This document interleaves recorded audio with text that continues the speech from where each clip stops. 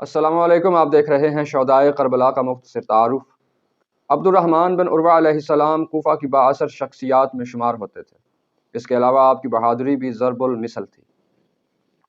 10 محرم الحرام کو جب عبد الرحمن بن عروہ علیہ السلام کو اس بات کا یقین ہو گیا کہ فرزند رسول صلی اللہ علیہ وسلم کو قتل کر دیا جائے گا، تو آپ علیہ السلام خون رسول پاک صلی اللہ علیہ وسلم کے دفاع کے لیے میدان کربلا میں اترے، اور بالآخر آپ علیہ السلام نے رسول اکرم صلی اللہ علیہ وسلم سے کیے ہوئے اپنے عہد کو وفا کر دیا۔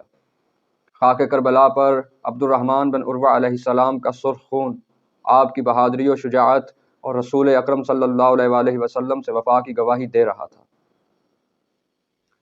حرث ابن عمرو القیس علیہ السلام بھی ان درخشندہ ستاروں میں سے ہیں جنہوں نے کربلا میں نواسۂ رسول صلی اللہ علیہ وسلم کا دفاع کرتے ہوئے شہادت کا عظیم منصب حاصل کیا۔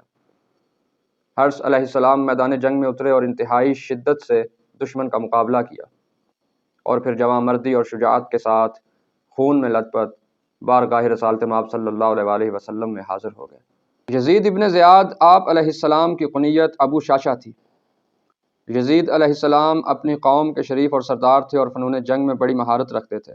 آپ علیہ السلام لشکر یزید کے ساتھ کربلا میں تشریف لائے تھے۔ جب یزید ابن زیاد علیہ السلام کو یقین ہو گیا کہ نواسۂ رسول صلی اللہ علیہ وسلم کو قتل کر دیا جائے گا، تو آپ علیہ السلام نے حضرت حسین ابن علی علیہ السلام کی نصرت کا ارادہ کر لیا۔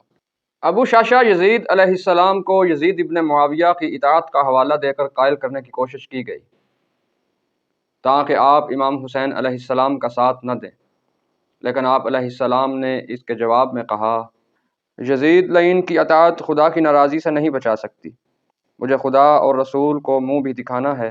جب یہ حسین علیہ السلام کا شیر میدان جنگ میں اترا تو دشمن پر اتنی شدت سے حملے کیے کہ دشمن کو آپ کے گھوڑے کے پاؤں کاٹنے پڑے۔ گھوڑے کے پاؤں کٹتے ہی ابو شاشا علیہ السلام ایک زوردار جھٹکے سے زمین پر آ گرے۔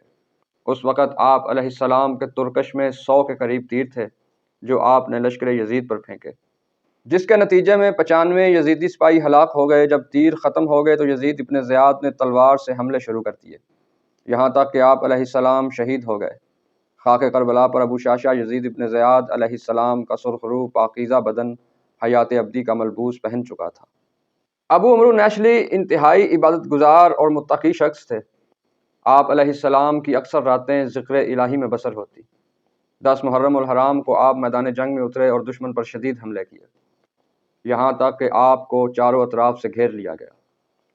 اس شدید نرغے میں ابو عمرو نیشلی علیہ السلام کافی دیر تک لڑتے رہے، اور ایک شدید اور طویل تگ و دو کے بعد آپ علیہ السلام نے شہادت کا منصب حاصل کر لیا۔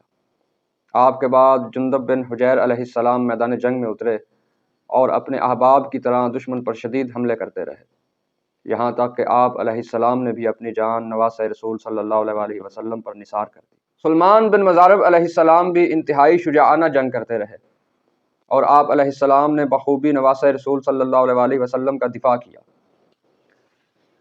یہاں تک کہ نماز ظہر کے بعد ہونے والے معرکوں میں آپ علیہ السلام بھی شہادت کے عظیم منصب پر فائز ہو گئے۔ مالک ابن عبداللہ علیہ السلام جو کہ 10 محرم الحرام سے پہلے امام حسین علیہ السلام کی خدمت اقدس میں حاضر ہوئے تھے، جب تمام اصحاب باوفا علیہ السلام نے اپنے خون سے اپنا فرض ادا کر دیا، تو جناب مالک علیہ السلام روتے ہوئے امام علی مقام علیہ السلام کی خدمت اقدس میں حاضر ہوئے اور یوں عرض کرنے لگے، مولا اب اجازت جہاد دیجیے۔ امام علیہ السلام نے فرمایا، میرے بھائی گریہ نہ کرو، ان قریب تمہاری آنکھیں ٹھنڈی ہو جائیں گی۔ تو مالک ابن عبداللہ علیہ السلام نے عرض کی، مولا ہم آپ علیہ السلام کی بے بسی بے قسی اور آپ علیہ السلام کے بچوں کی شدید پیاس کی وجہ سے گریہ کرتے ہیں، مولا اس کے سوا اور کوئی چارہ ہمارے پاس نہیں کہ ہم اپنی جان آپ پر نثار کر دیں۔ مالک ابن عبداللہ علیہ السلام میدان جنگ میں اترے اور دشمنان اسلام کے خلاف انتہائی جوامردی سے جہاد کیا، یہاں تک کہ آپ علیہ السلام زخموں سے چور گھوڑے سے گر پڑے۔ مالک ابن عبداللہ علیہ السلام نے گھوڑے سے گرتے ہوئے ایک آخری سلام جناب امام حسین علیہ السلام کو کیا، جس کے جواب میں امام حسین علیہ السلام نے ارشاد فرمایا، میرے وفادار بہادرو، تم نانا کی خدمت میں چلو، میں تمہارے پیچھے بہت جلد آ رہا ہوں۔ انا للہ و انا الیہ راجعون۔ جنگ کربلا بہت سے سوالات کو اجاگر کرتی ہے، اور یہ وہ سوالات ہیں جو ہمیں تاریخ اور کتب سے زیادہ خود اپنے آپ سے پوچھنے چاہیے۔ کیا ہم نے کبھی یہ بات سوچی ہے کہ اصحاب رسول صلی اللہ علیہ وسلم کی بڑی تعداد کے ہوتے ہوئے بھی حسین علیہ السلام کو مدینہ سے ہجرت کیوں کرنا پڑی؟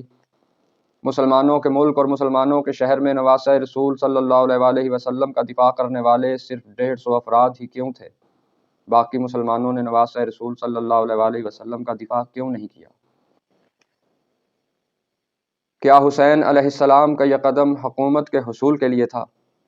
کیا حسین علیہ السلام کا مقصد صرف ان کے دور تک ہی محدود ہے؟ اور پھر ایسے ہزاروں سوالات ہیں جو واقعہ کربلا ہمارے لیے چھوڑ گیا ہے اور جن کے جوابات تلاش کرنا ہمارے لیے اشد ضروری ہے۔ دعا ہے کہ خدا ہمیں تلاش کربلا کی توفیق دے اور اصحاب حسین علیہ السلام کے رستے پر چلنے کی توفیق عطا فرمائے۔ ایک مشہور حدیث کے ساتھ آپ سے اجازت چاہیں گے، اگلی قسط میں دوبارہ ملاقات ہوگی۔ اللہ حافظ۔ رسول اکرم صلی اللہ علیہ وآلہ وسلم نے فرمایا، بے شک حسین چراغ ہدایت اور کشتی نجات ہے۔